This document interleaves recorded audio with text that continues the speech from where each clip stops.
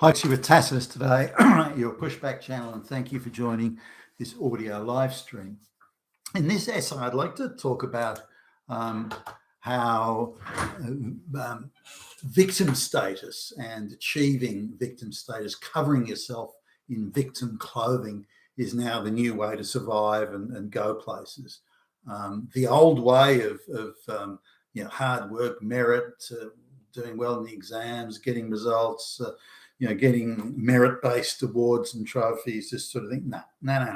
That is so yesterday. In fact, that will have the reverse effect to the one that it used to have.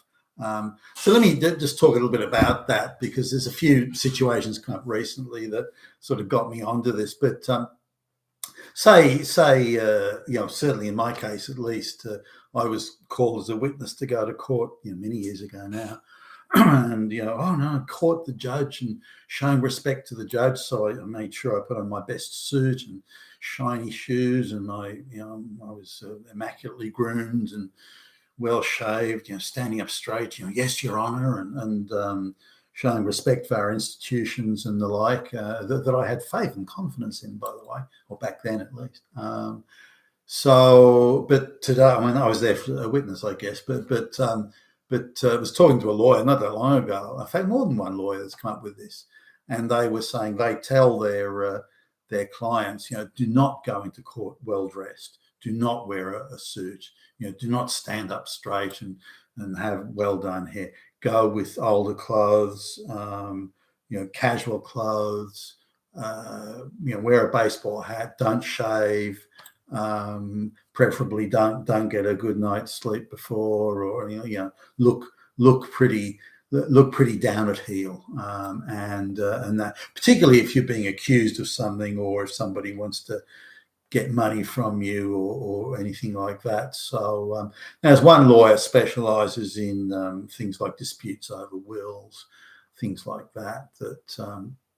So when they go to court, he tells his clients, for God's sake, don't wear any decent clothes. Make it look like you're poor and on the bones of your ass. Dress accordingly.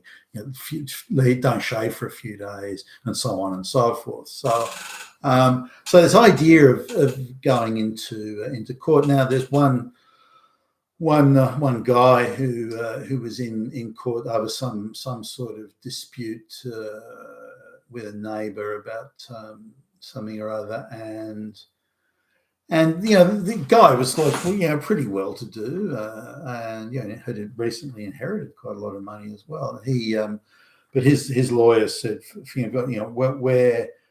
where look like you're at the bottom end of the working class. Go in with jeans with holes in them, with scuffed shoes. Wear, because it's winter, wear a jumper with holes in it, and so on and so forth. So he went into court looking like that, because his lawyer told him, well, look, you're gonna, you've got to look this way. It's more likely you'll win the case if you can appear as the victim. Now, just sort of to round out a few other examples, a guy and a former work colleague, because I've been around for a while, I've got quite a few of those, but a former work colleague, and we still sort of stay in irregular touch, and he was telling me about how he was applying, or had applied, and was going for an interview, I think it was, with a fairly large organisation that's quite notorious for running around desperately spruiking its woke credentials, crying about how many black lesbians they hide and all that sort of stuff. So when he told me about it, I thought, I don't like your chances, buddy. This is you've applied for a job at Woke Central. I'm surprised you even got an interview. So I just assumed that they were maybe using him to pad out the numbers, to pretend it was all legit and the interview process was merit-based somehow. But I thought, no, they'll just stick some affirmative action flunky in there. Anyway, he goes to the interview and says that he suffers from severe depression, and he's actually booked him. He had previously booked himself into a psychiatric centre for treatment because of his depression, and he very successfully and quite articulately, I think, presented himself as a real social victim. And now you just consider this years ago. If someone had come and job for me and said, "Look, I suffer from severe depression.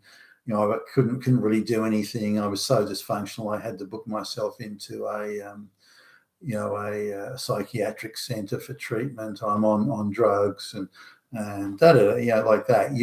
You'd think, well, buddy, other than being a floor sweeper, there's no job we can give you. You wouldn't give them a responsible job, not somebody who was in that condition. And credit to them if they fessed up, but effectively they'd be certainly unemployable in anything other than street sweeping or as a cleaner or something like that. So anyway, he gets the job.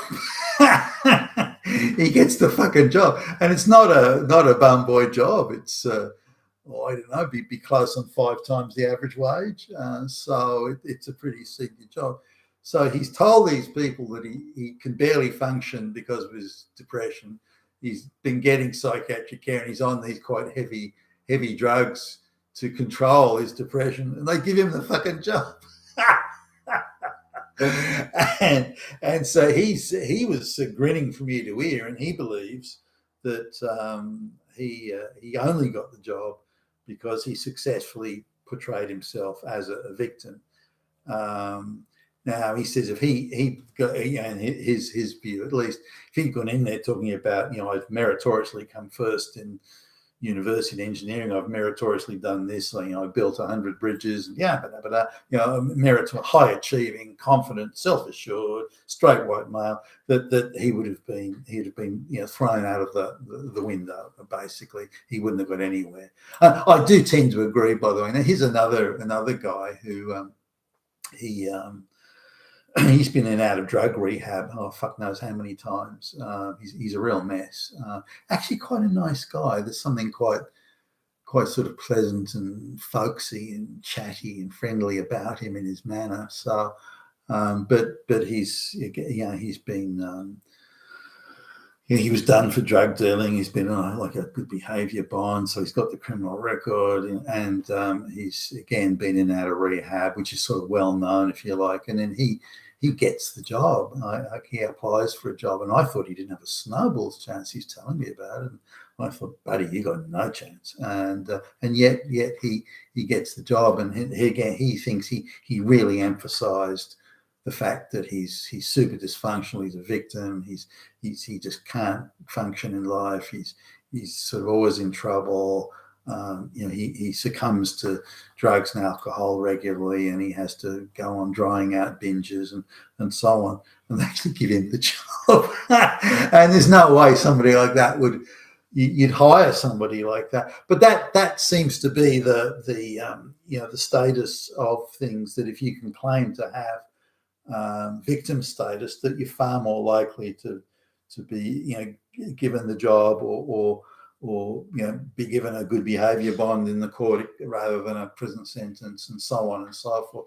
And this is sort of in keeping with the destruction and demoralisation and the unravelling of Western society, that people like that are getting rewards, and people who are the upstanding, the merit-based, the well-dressed, and the so on, they're not. And it's actually a huge seismic shift in society, because it means the most capable will be getting the least rewards, and the least capable will be getting the most rewards. There's another one that I came across too, where this guy, I wouldn't call him an idiot or anything, but he was a relatively genius sort of guy, and he suffers from sort of mild cerebral palsy, and so he's got this sort of, he staggers naturally because of the cerebral palsy when he walks, but he's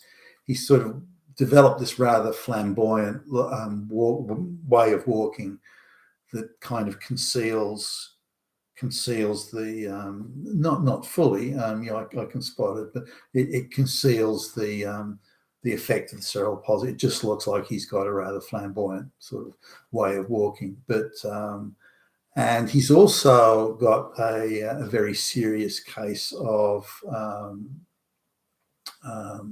diabetes. He's like a A grade, triple A grade diabetic, so he's got to go into hospital once a week to receive half a day of treatment. He's on a lot of medication, and he frequently suffers from the effects of this.